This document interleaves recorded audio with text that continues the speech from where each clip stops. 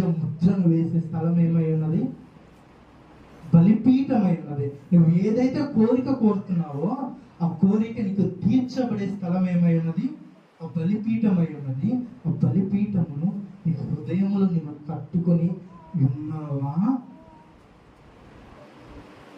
కట్టుకోకపోతే దేవుడు ఏమంటున్నాడంటే, విరిగి నలిగిన హృదయముతో, పశ్చాత్తాప హృదయముతో ఆయన యుద్ధకు చేరినప్పుడు నీకు తెలియకుండా నీ పశ్చాత్తాపంలోంచి ఒక మూలుగు వస్తుంది కదా, ఆ మూలుగును విని ఆయన ఏం చేస్తాడంటే కట్టుతాడు.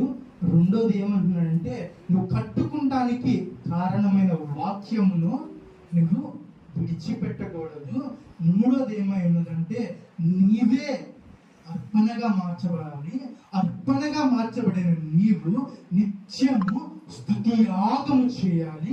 ఆ స్తుతి యాగములోంచి ఒక ధ్వని పుడుతుంది.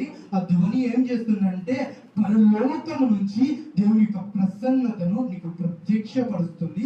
ఆ ప్రత్యక్షపరచబడినప్పుడు ప్రతి ఒక్క స్థితి మార్చివేయబడుతుంది. తర్వాత మనం ఏం చేయాలంటే, ఆ మంటను ఏం చేయాలంటే ఆర్పకూడదు. నువ్వు మండుచున్న జ్యోతి వలె ఉన్న నీవు నలుగురిని వండించాలి. దేని ద్వారా? ప్రార్థన ద్వారా. ఆ మండుతున్న నేను మండుతున్నాను కదా, నేను అర్పించకపోతే ఏమైందంటే అదే మనం చేస్తున్న పొరపాటు.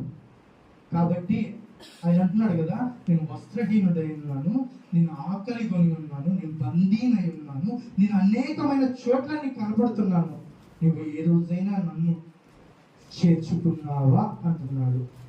ఒకసారి ఆలోచించుకున్నామండి, మనం ఏ విధంగా విత్తుతున్నాం?